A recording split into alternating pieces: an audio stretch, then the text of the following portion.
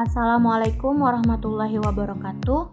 Perkenalkan, nama saya Khofifah Masrura Adnan dari kelas 11 IPS 3. Dalam tugas sosiologi kali ini oleh Ustazah Hayati Salma di Pondok Pesantren Sumatera Tawalik Parabe Tinggi, saya akan menjelaskan tentang kelompok sosial teratur. Sebelum kita masuk ke materi, saya akan mengulang sedikit tentang apa itu kelompok sosial. Kelompok sosial menurut Paul B. Horton adalah manusia secara fisik. Menurut Roland L. Warren adalah kumpulan manusia memiliki pola interaksi yang dapat dipahami oleh masing-masing anggota. Menurut Mayer Pollack adalah kumpulan manusia yang saling berinteraksi di dalam sebuah struktur. Maka dari pengertian itu dapat kita simpulkan bahwa kelompok sosial adalah suatu kelompok yang terdiri dari kumpulan individu yang hidup bersama dan memiliki kesadaran identitas keanggotaannya, dan mereka saling berinteraksi secara intensif dan teratur. Artinya, setiap individu berinteraksi secara berkelanjutan dan diatur oleh nilai dan norma yang ada. Selanjutnya, kita akan membahas tentang kelompok sosial teratur. Kelompok sosial teratur memiliki interaksi sosial yang intensif dan relatif berlangsung lama.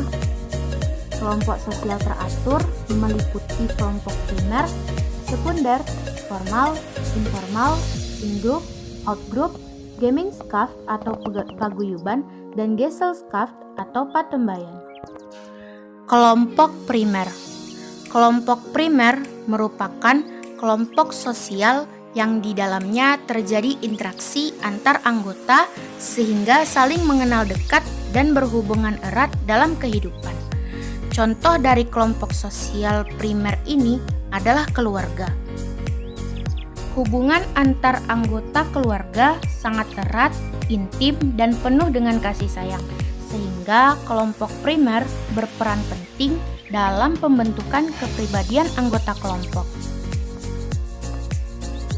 Kelompok sekunder adalah kelompok sosial yang terdiri atas banyak individu. Sifat hubungan antar anggota tidak mengenal secara pribadi dan kelangsungan kelompok cenderung tidak langgeng. Interaksi yang terjalin dalam kelompok sekunder ini berdasarkan kepentingan dan tujuan tertentu. Contohnya dalam organisasi politik, perhimpunan serikat pekerja, penonton sepak bola, dan mahasiswa di suatu universitas. Selanjutnya, kelompok informal. Kelompok informal adalah kelompok sosial yang terbentuk dengan sendirinya sehingga kelompok ini tidak mempunyai struktur yang jelas. Pertemuan yang sering terjadi antar anggota menjadi latar belakang terbentuknya kelompok informal. Contohnya adalah klik, arisan, dan pengajian, di mana klik ini merupakan kelompok kecil yang tidak mempunyai struktur yang jelas. Selanjutnya, kelompok in-group. Kelompok in-group dilandasi oleh faktor simpati dan kedekatan secara pribadi dengan anggota kelompok lainnya. Sikap ini muncul ketika individu berinteraksi dengan sesama anggota kelompok. Anggota kelompok yang memiliki perasaan in-group cenderung bersikap ramah, sopan, dan membela habis-habisan ketika anggota kelompoknya diserang oleh kelompok lain. Biasanya, anggota dari kelompok in-group ini mendefinisikan dirinya sebagai kita atau kami. Selanjutnya adalah kelompok out-group. Out-group ini adalah kebalikan dari kelompok in-group.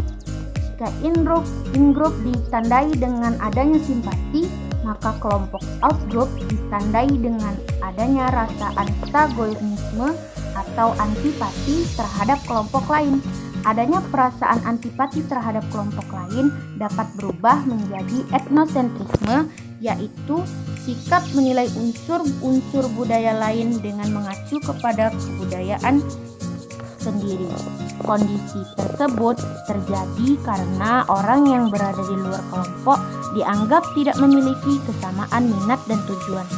Contoh dari kelompok outgroup ini adalah rasis antar ras. kulit hitam dan si kulit putih. Selanjutnya, kelompok gaming staff atau kelompok paguyuban merupakan kehidupan bersama anggota masyarakat yang ditandai dengan hubungan batin murni, alami, dan kekal. Menurut Ferdinand Tönnies, gaming staff terbagi menjadi 3 tipe, yaitu gaming staff by place merupakan bentuk kehidupan bersama yang didasari oleh kedekatan tempat tinggal. Gaming staff by blood atau bentuk kehidupan bersama atas dasar hubungan darah ataupun hubungan kekerabatan.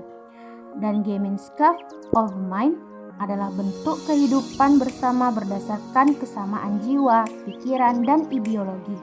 Dan contoh dari gaming staff ini adalah paguyuban keluarga Minangkabau dan ikatan keluarga pesisir selatan di Batam.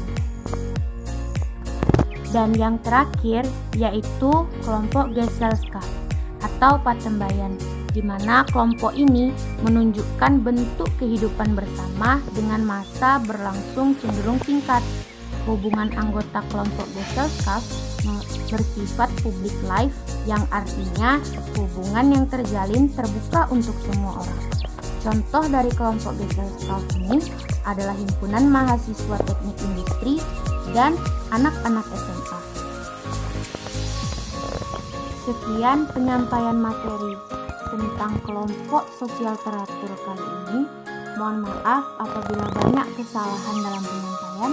Saya akhiri. Jazakumullah khairan katsiran. Wassalamualaikum warahmatullahi wabarakatuh.